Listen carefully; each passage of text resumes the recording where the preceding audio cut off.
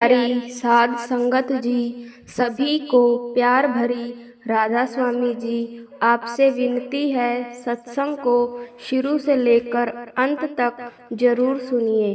बाबा जी की प्यारी संगत जी, एक फकीर अपनी पीठ पर 3 गठरियां लादे एक शहर से दूसरे शहर की ओर जा रहा था।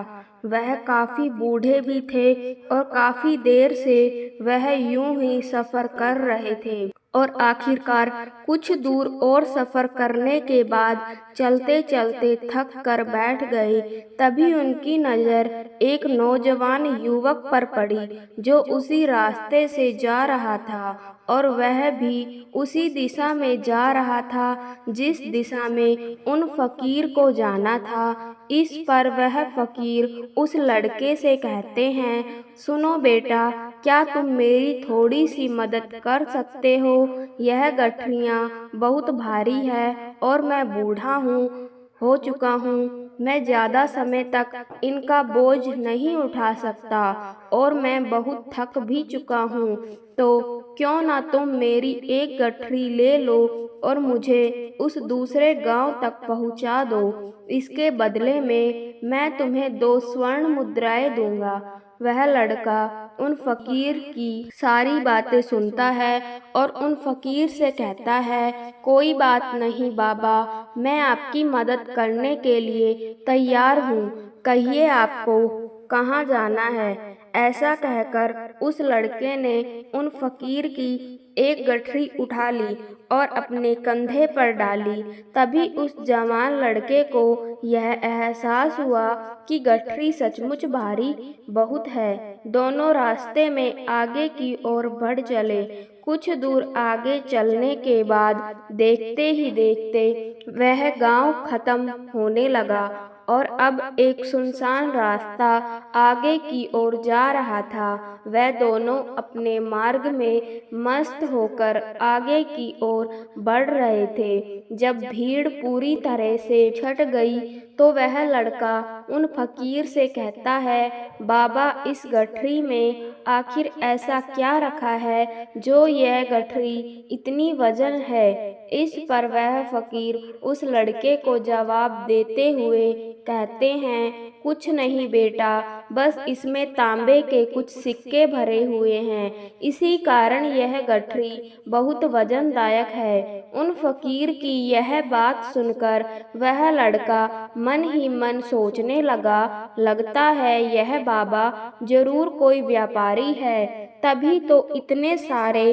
तांबे के सिक्के लेकर चल रहे हैं। और फिर तभी उसके मन में एक ख्याल आया कि मुझे क्या करना है। मुझे तो खाली यह गठरी दूसरे गांव तक पहुंचानी है, बस इतना ही। जैसे ही उसके मन में यह ख्याल आया, उसने तांबे के सिक्कों का ख्याल मन से निकाल दिया और अपनी धुन में मस्त होकर वह आगे की ओर चलने लगा। चलते चलते कुछ और समय बीता और वह दोनों एक नदी किनारे जा पहुँचे। वह लड़का हट्टा कट्टा था और काफी चुस्त और तंदुरुस्त भी था, इसलिए वह बिना सोचे समझे उस नदी में उतर जाता है। किंतु वह फकीर अब भी किनारे पर ही खड़े थे। इस पर वह लड़का उन फकीर से कहता है, क्या हुआ बाबा, चलिए आइए, हमें नदी पार करनी होगी, तभी तो हम उस गांव तक पहुंच पाएंगे।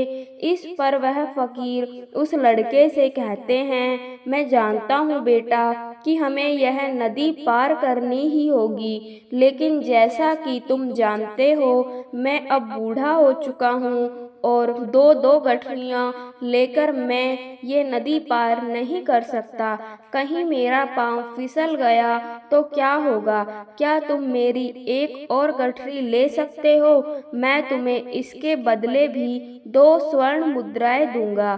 इस पर लड़का मुस्कुराते हुए उन फकीर से कहता है, बाबा आप मुझे शर्मिंदा कर रहे हैं। यदि आप मुझे स्वर्ण मुद्राएं ना भी दे तो भी मैं आपका कार्य अवश्य करूंगा।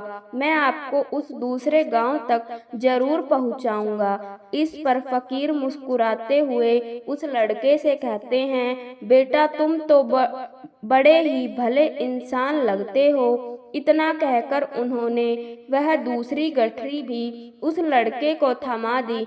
उस लड़के ने जब दूसरी गठरी अपने कंधे पर रखी तो वह गठरी भी उसे बहुत ज्यादा भारी लगी, लेकिन उसने वहां पर कुछ नहीं कहा। जैसे तैसे उन दोनों ने नदी पार की। नदी पार करने के बाद बातों बातों में ही उस लड़के ने उन फकीर से कहा, बाबा आखिर इस दूसरी गठरी में क्या है? यह गठरी भी बहुत वजनदायक है। इस पर वह फकीर उस लड़के को जवाब देते हुए कहते हैं, बेटा इसमें चांदी के सिक्के हैं, इसी कारण यह गठरी भी बहुत वजनदायक है। उन फकीर की सारी बातें सुनकर उस लड़के का दिमाग तेजी से काम करने लगा था। वह यह सोच रहा था कि एक गठरी में तांबे के सिक्के हैं और दूसरी में चांदी के। ऐसा प्रतीत होता है मानो यह फकीर बाबा कहीं दूर से आ रहे हैं और उन्होंने अपनी सारी जमीन जायदाद बेचकर यह सारे सिक्के इकट्ठे किए हैं, तभी तो यह इतना धन लेकर चल रहे हैं। लेकिन वह लड़का उन फकीर से कुछ नहीं कहता और वह दोनों चुपचाप मार्ग में आगे की ओर बढ़ते चले जाते हैं। कुछ दूर आगे बढ़ने के बाद एक बार फिर एक सुनसान जगह आती है। उस सुनसान रास्ते को देखते ही उस लड़के के मन में तरह तरह के विचार उत्पन्न होने लगे। वह यह सोचने लगा, अरे यह तो सुनसान जगह है, अगर मैं ये सिक्के लेकर यहाँ से भाग जाऊं तो यह फकीर मुझे कब तक दौड़ा पाएंगे। मुझे नहीं लगता कि यह मुझे कभी पकड़ पाएंगे और यहाँ पर कोई है भी नहीं जो इनकी मदद कर पाए। और वैसे भी यह बहुत सारे सिक्के हैं, मैं इनसे एक अच्छी दुकान खरीद सकता हूँ, अपना नया व्यापार शुरू कर सकता हूँ। और वैसे भी यह बूढ़ा फकीर अब इन पैसों का क्या करेगा, इससे अच्छा तो मैं ही रख लेता हूँ। वह लड़का यह सब के बारे में सोच ही रहा था, तभी अचानक उसे खुद पर आश्चर्य हुआ। अरे मैं क्या सोच रहा हूँ, यह फकीर बाबा ना जाने कहाँ से आ रहे हैं और क्या क्या करके इन्होंने इतने सारे पैसा इकट्ठा किए होंगे। मुझे इनका फायदा नहीं उठाना चाहिए, नहीं नहीं मुझे ऐसा नहीं करना चाहिए। उसने कुछ देर के लिए तो अपने मन के विचारों को काबू कर लिया, लेकिन कुछ देर बाद उसके मन के विचार उस पर देखते ही देखते हावी होने लगे। वह लड़का दो गठरियां लेकर उन फकीर के पीछे पीछे चल रहा था और कुछ दूर आगे चलने के बाद एक पहाड़ी आई। इस पर वह फकीर बाबा उस लड़के से कहते हैं, बेटा यह पहाड़ी मैं नहीं चढ़ पाऊंगा, मैं काफी बूढ़ा हो चुका हूँ और मेरे घुटनों में भी दर्द रहता है। यदि तुम मेरी तीसरी गठरी भी ले लो तो मैं तुम्हें 2 और स्वर्ण मुद्राएं दूंगा, लेकिन याद रखना इसे कहीं गिराना मत, कहीं यह गठरी खुल ना जाए। इस पर वह लड़का उन फकीर से कहता है, क्यों बाबा आखिर इसमें ऐसा क्या है? इस पर वह फकीर उस लड़के से कहते हैं, बेटा इसमें स्वर्ण मुद्राएं हैं। यह सुनकर वह लड़का मन ही मन बहुत प्रसन्न हुआ। उसने चुपचाप वह गठरी भी उन फकीर से ले ली और देखते ही देखते वह दोनों मार्ग में आगे की ओर बढ़ने लगे। अब वह फकीर बिना कोई वजन लिए हुए आराम से पहाड़ की चढ़ाई पर चढ़ रहे थे, किंतु वह नौजवान लड़का जो पीछे था वह वजन के कारण बहुत धीरे धीरे चल पा रहा था। लेकिन जब से उसने सोने का नाम सुना था उसका मन तो छलांग मार रहा था।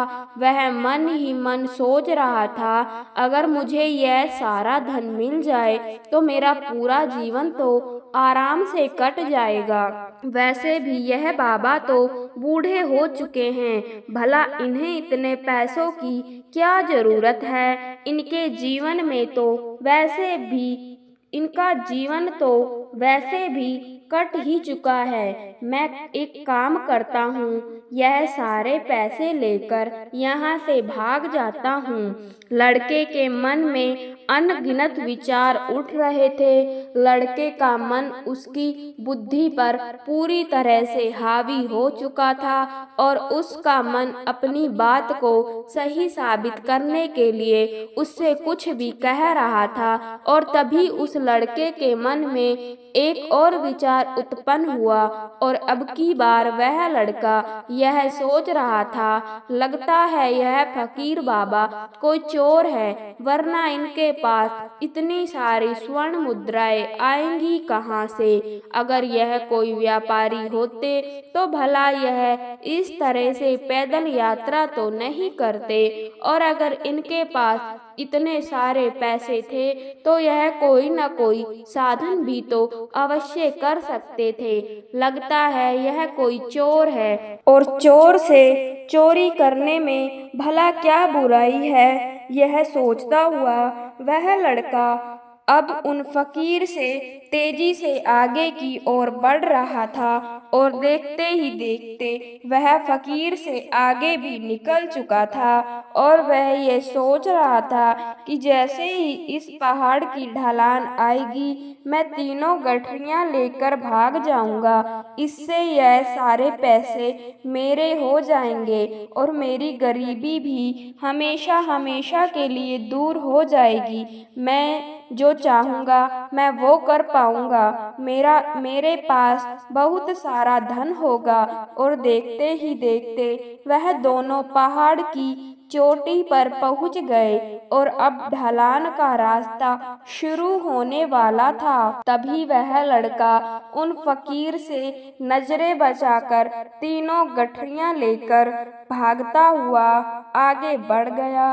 अब उसे अपना शरीर बहुत हल्का महसूस हो रहा था, मानो उसे उन तीनों गठरियां का वजन तक न मालूम पड़ रहा हो। काफी दूर दौड़ते दौड़ते किसी तरह से वह अपने आप को बचाते बचाते अपने घर पहुंचा। उसकी खुशी का कोई ठिकाना नहीं था। उसने सोचा, क्यों न मैं जल्दी जल्दी इन गठरियों में से सारे पैसे निकाल लूं। यह सोचकर जब उसने खोली तो पहली गठरी में उसे लोहे से जंग भरे हुए सिक्के मिले। यह देखकर उसे यकीन नहीं हुआ। इस पर उसने फटाफट दूसरी गठरी भी खोल डाली। उसमें भी उसे लोहे के जंग लगे हुए सिक्के ही निकले। यह सब देखकर वह लड़का बड़ा हैरान था। आखिर यह सब क्या हो रहा है? उन फकीर ने तो मुझसे और ही कुछ कहा था। अब उसने वह सोने वाली गठरी खोली और उसमें भी लोहे के जंग लगे हुए सिक्के ही निकले। यह देखकर वह लड़का बड़ा क्रोधित हुआ। उसने सोचा, फकीर ने मुझसे झूठ क्यों कहा? उन्होंने मुझसे ऐसा क्यों कहा कि एक भी तांबे के सिक्के हैं और एक में चांदी के और तीसरे में स्वर्ण मुद्राएं हैं। वह यह सब सोच ही रहा था कि तभी उसकी नजर उस थैले में पड़े एक पत्र पर पड़ी। उसने वह पत्र उठाया और उस पत्र में लिखा था, यह पूरा नाटक ईमानदार व्यक्ति की खोज करने के लिए रचा गया है और मैं इस राज्य का राजा हूँ। मेरी कोई संतान नहीं और इसीलिए मैंने ये षड्यंत्र रचा है ताकि मैं अपने राज्य में किसी एक ऐसे ईमानदार व्यक्ति की खोज कर सकूं जो मेरे बाद इस राज्य का राजा बन सके। और इस राज्य का भार को संभाल सके।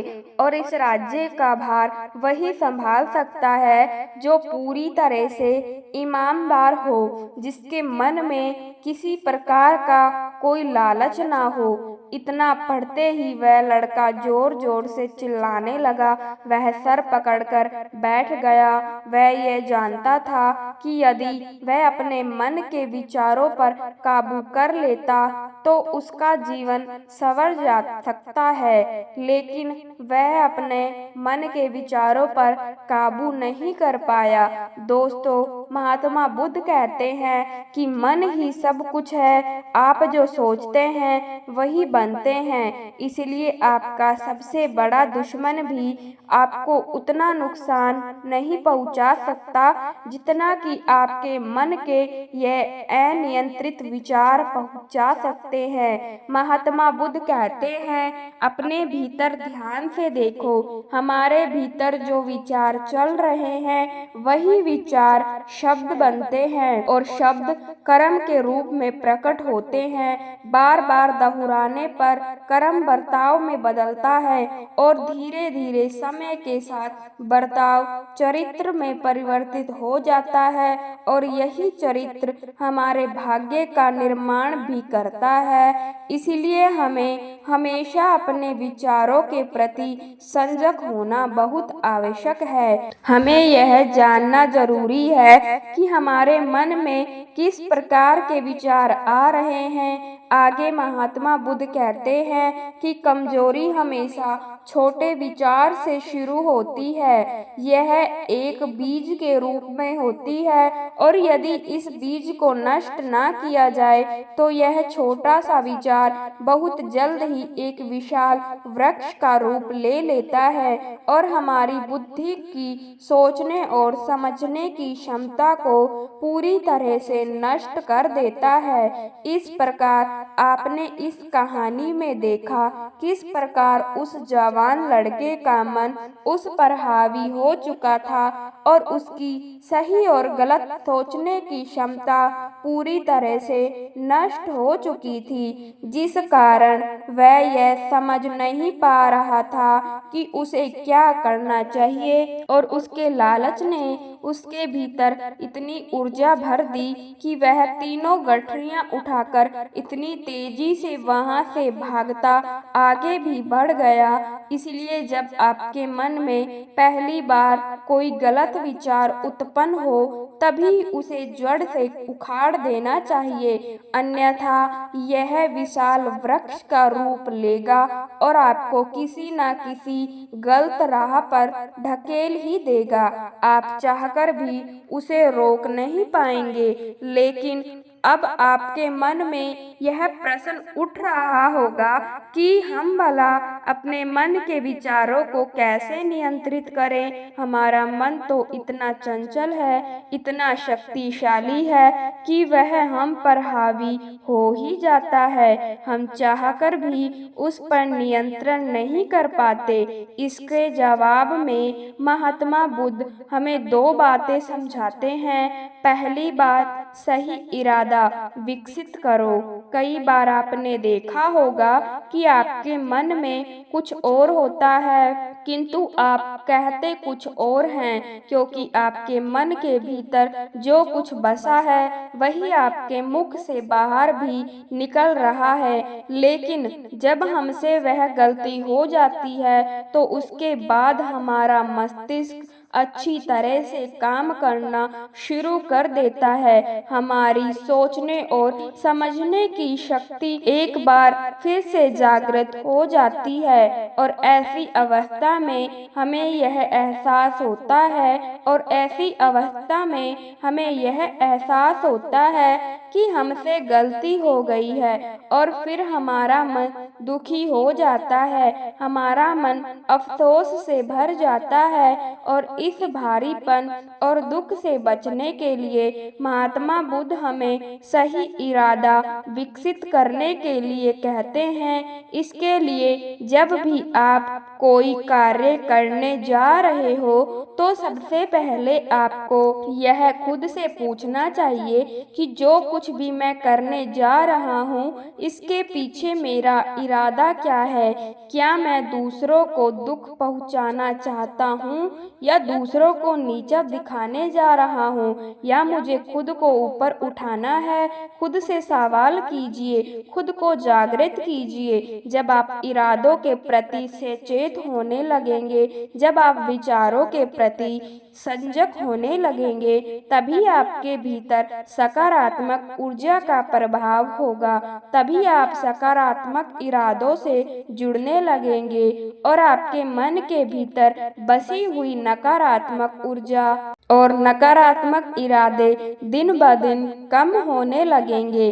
परंतु याद रहे, आपको यह हर रोज करना होगा और आपको यह हमेशा ध्यान रखना होगा कि आपको केवल अच्छा सोचना है। आपके इरादे हमेशा अच्छे होने चाहिए, तभी आप दुख और तकलीफों से बच सकते हैं। अन्यथा आप इसी तरह से दुख और तकलीफों में घिरे ही रहेंगे और आप कभी इससे निकल नहीं पाएंगे।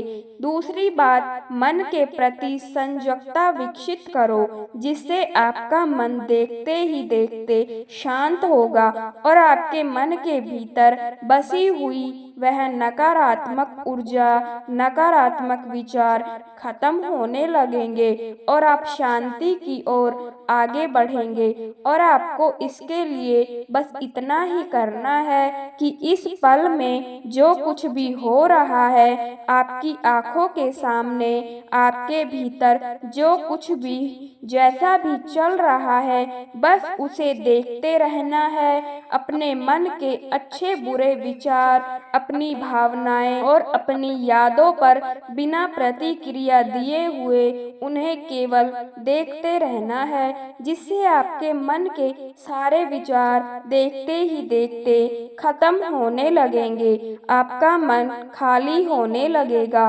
और आप नकारात्मक विचारों से, नकारात्मक सोच से बच सकते हैं और आप इन दुख और तकलीफों से भी दूर रह सकते हैं। इसीलिए महात्मा बुद्ध कहते हैं, जो स्वयं को देखता है वही सबसे बड़ा तपस्वी है। अर्थात जो अपने मन में चल रहे उन विचारों को बिना प्रतिक्रिया दिए हुए केवल देखता है और उन पर कोई भी प्रतिक्रिया नहीं करता, बस उन्हें देखता और समझता है। वास्तविकता में वही मन पर नियंत्रण भी ला सकता है और वही अपना जीवन सुखी और खुशहाल तौर पर जी सकता है। इसलिए यदि आप भी अपने जीवन को सुखी और खुशहाल बनाना चाहते हैं तो आपको सबसे पहले अपने मन पर नियंत्रण साधना ही होगा, अपने मन को खाली करना ही होगा।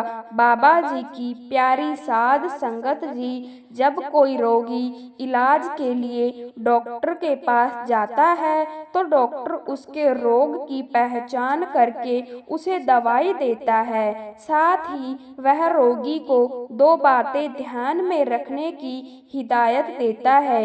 एक तो यह कि दवाई समय पर ली जाए और दूसरी यह कि बताए गए परहेज की पालना जरूर की जाए। तो संगत जी, रूहानियत के क्षेत्र में संत सतगुरु अज्ञानता से पीड़ित संसार के लिए डॉक्टर या वैद्य बनकर आते हैं। वह उन्हें नाम की दवाई देते हैं और नियम पूर्वक उसके सेवन के लिए कहते हैं और साथ ही वह कुछ जरूरी परहेज भी बताते हैं, जिनसे मैं एक यह है कि वह पराया हक छीनने या छल कपट से धन कमाने से बचे और हक हलाल की कमाई पर गुजारा करे, यानी कि नेक तरीके से कमाए हुए धन पर गुजारा करे। तो साध संगत जी, आज की साखी भी इसी विषय पर आधारित है, जो कि हमें हमारे जीवन की एक बहुत बड़ी सीख देने वाली साखी है। तो संगत जी, आपसे विनती है कि इस साखी को कृपा पूरा सुने जी। संगत जी, बहुत समय पहले की बात है, कर्म पर विश्वास रखने वाले एक बहुत बड़े संत महात्मा हुआ करते थे। वह महात्मा किसी से भीख नहीं मांगते थे, बल्कि टोपी सीलकर अपना जीवन निर्वाह किया करते थे। एक टोपी सीलने के बाद उसे आरएस 2 में बेचा करते थे और उन 2 पैसों में से भी आरएस 1 दान कर दिया करते थे। जो भी याचक उन्हें पहले मिल जाता, वह उसे आरएस 1 दे देते और बाकी बचा हुआ आरएस 1 अपने पास रख लेते। इस पैसे से वह अपना गुजारा करते थे। उनका एक नियम था कि जब तक उनके दोनों पैसे खर्च नहीं हो जाते, तब तक वह प्रभु का भजन ही करते थे और मालिक का नाम सिमरन करते हुए समय बिताते थे, और तब तक नई टोपी भी नहीं सिलती थी। उनका एक शिष्य था जो कि बहुत अमीर था। उनके शिष्य ने दान करने के लिए अपनी कमाई में से कुछ धन निकाला था। एक दिन जब वह शिष्य महात्मा के पास आया तो महात्मा जी से पूछने लगा कि गुरुदेव, मैंने अपनी कमाई में से दान करने के लिए कुछ राशि निकाली है, आप ही बताएं मैं इस धन राशि को किसे दान करूं? तो महात्मा जी ने बड़े ही सहज भाव से कहा, बेटा, जो व्यक्ति तुम्हें इस धन राशि का सुपात्र लगता है, जिसे तुम इसके काबिल समझो, उसे यह धन राशि दान कर दो। तो शिष्य महात्मा की बात सुनकर चला गया और जाते समय रास्ते में उसे एक भिखारी दिखा जो कि दोनों आंखों से अंधा था। अब शिष्य ने उस अंधे भिखारी को दान का सुपात्र समझकर एक सोने की मोहर उसे दे दी और फिर संतुष्ट मन से अपने घर चला गया। अगले दिन महात्मा का वही शिष्य उसी रास्ते से गुजर रहा था तो उसे फिर से वही अंधा भिखारी दिखाई दिया, जिसे उसने एक दिन पहले सोने की मोहर दान में दी थी। जब वह शिष्य उस अंधे भिखारी के पास से गुजरा तो अंधा भिखारी किसी दूसरे भिखारी से बात कर रहा था और कह रहा था कि कल एक आदमी ने मुझे एक सोने की मोहर दी थी। वो सोने की मोहर बेचकर जो पैसे मिले, उनसे मैंने ढेर सारी शराब पी, लेकिन फिर भी कुछ पैसे बच गए। उससे मैंने जुआ खेला और खूब आनंद उठाया। उस अंधे भिखारी की यह बात सुनकर महात्मा के शिष्य को बड़ा ही कष्ट हुआ। वह फिर से महात्मा जी के पास गया और उन्हें सारी घटना बता दी। लेकिन साध संगत जी, संत महापुरुष तो जानी जान होते हैं, तो अपने शिष्य की सारी बात सुनकर वह संत सारा मामला तुरंत समझ गए। उन्होंने अपने पास से आरस 1 निकाला और अपने शिष्य के हाथ में थमा दिया और उसे कहा कि जो भी तुम्हें जरूरतमंद सबसे पहले मिले, उसी को यह पैसा देना। वह पैसा उन महात्मा ने टोपी सीलकर कमाया हुआ था। शिष्य ने वो पैसा लिया और लेकर वहां से चला गया। रास्ते में उसे एक आदमी मिला जिसने मैले कुचले कपड़े पहने हुए थे, जो कि जगह जगह से फटे भी हुए थे। वह आदमी गरीब लगता था। शिष्य ने उस आदमी को महात्मा का दिया हुआ वह पैसा दे दिया। वह गरीब आदमी पैसा लेकर बड़ा खुश हुआ और चल पड़ा। अब जैसे ही वह गरीब आदमी रास्ते पर जाने लगा, उसके पीछे पीछे वह शिष्य भी चलने लगा। शिष्य ने देखा कि वह गरीब व्यक्ति एक निर्जन स्थान में गया और उसने अपने कपड़ों में छिपाए हुए एक मरे हुए पक्षी को निकाला और वहां फेंक दिया। उस गरीब व्यक्ति की इस हरकत को देखकर वह शिष्य बड़ा हैरान हुआ कि आखिर उस गरीब व्यक्ति ने मरे हुए पक्षी को अपने कपड़ों में क्यों छिपाया था, और यदि छिपाया था तो फिर अब निकालकर फेंक क्यों दिया। तो शिष्य के मन में बार बार यह प्रश्न उत्पन्न हो रहे थे। अब जैसे ही वह गरीब व्यक्ति उस मरे हुए पक्षी को फेंककर अपने घर की ओर जाने लगा, तभी पीछे से महात्मा के शिष्य ने आवाज देकर उसे रोका और उससे सवाल किया कि तुमने उस मरे हुए पक्षी को अपने कपड़ों में क्यों छुपाया था, और यदि छिपाया था तो फिर यहाँ लाकर फेंक क्यों दिया।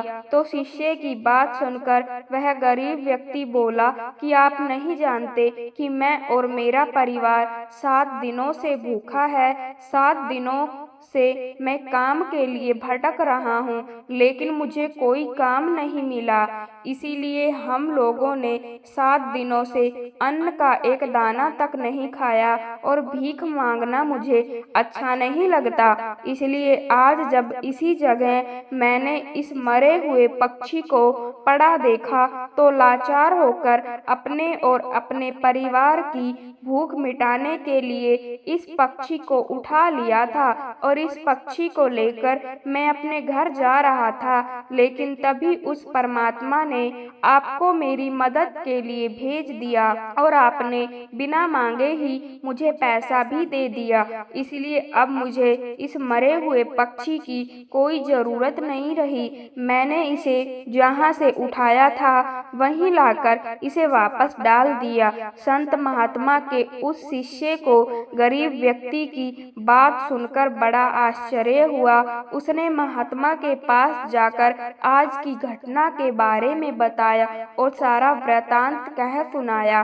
फिर महात्मा बोले, यह बात इस घटना से बिल्कुल स्पष्ट हो गई कि तुमने दुराचार के साथ मिलकर अन्याय पूर्वक धन कमाया था। तुम्हारी कमाई नेकी की कमाई नहीं थी, इसलिए उस धन का दान एक दुराचारी अंधे को दिया गया, जिसने उसका प्रयोग बुरे कार्यों में लगाया, शराब पीने में लगाया और जुआ खेलने में लगाया। जबकि मेरे न्याय पूर्वक कमाए हुए आय एक ने ही एक गरीब व्यक्ति के परिवार को गलत आहार से बचा लिया। ऐसा होना स्वाभाविक है, क्योंकि केवल अच्छा पैसा ही अच्छे कार्यों में लगता है। तो साध संगत जी, संत महात्माओं ने नेकी की कमाई की बड़ी महिमा की है और इस बात पर जोर दिया है कि परमार्थ के लिए एक सच्चे साधक के लिए अपनी निजी कमाई यानी कि हक हलाल की कमाई बहुत जरूरी है। लेकिन हम लोगों के मन में हमेशा यह चिंता रहती है कि यदि हम बेईमानी नहीं करेंगे तो संसार के काम कैसे चलेंगे। परंतु जिन लोगों ने अपने जीवन में नेकी, सच्चाई और ईमानदारी से काम लिया है, वह सदा यही कहते हैं कि ईमानदारी की कमाई में बहुत बरकत है, सुख समृद्धि है और प्रभु स्वयं किसी न किसी प्रकार उनके सभी कार्यों को पूर्ण कर देता है। नेकी की कमाई मन में संतोष और प्रभु का प्रेम और विश्वास पैदा करती है और सच्चे परमार्थ की नींव तैयार करती है। साध संगत जी, हुजूर महाराज चरण सिंह जी अपने सत्संग में फरमाते हैं कि कहने को तो हम लोग कह देते हैं कि परमात्मा हमारे अंदर बैठा है और संसार के पत्ते पत्ते में, कण कण में व्याप्त है, परंतु हम यह तो नहीं सोचते कि हम कहते क्या है और करते क्या। जिस दुकान पर एक छोटा बच्चा भी बैठा हो तो हम वहाँ से एक भी पेंसिल उठाने का साहस नहीं कर सकते। जिस खेत की रखवाली के लिए 10 साल का बच्चा भी खड़ा हो, हम उससे एक खरबूजा तोड़ने का साहस नहीं कर सकते।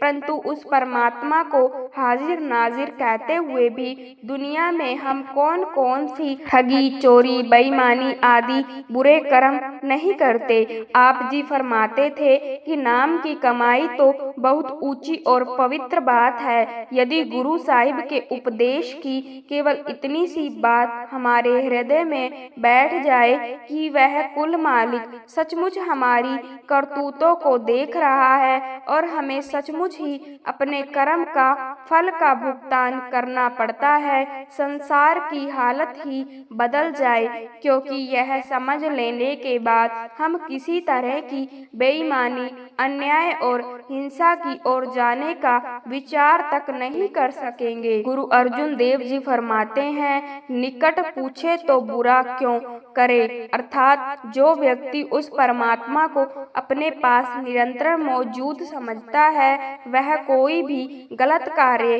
कर ही नहीं सकता। इसलिए हमें चाहिए कि नाम की कमाई के द्वारा अपने पिछले कर्मों का हिसाब चुकता करने का प्रयत्न करें और आगे के लिए हक हलाल की नेक कमाई करें और ईमानदारी से गुजारा करें, ताकि हमारे कर्मों का बोझ और अधिक ना बढ़े।